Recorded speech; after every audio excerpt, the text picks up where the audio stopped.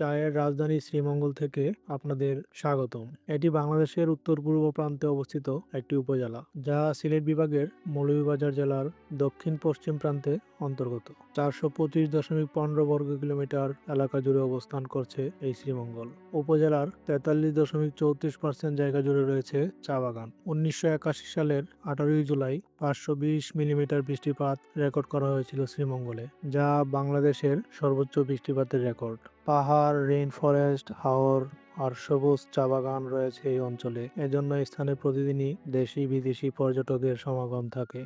শ্রীমঙ্গলের বিস্তীর্ণ এলাকা জুড়ে রয়েছে শুধু চা বাগান আর চা বাগান। দেশের ১৬৩টি চা বাগানের মধ্যে এই উপজেলায় রয়েছে ৪০টি চা বাগান।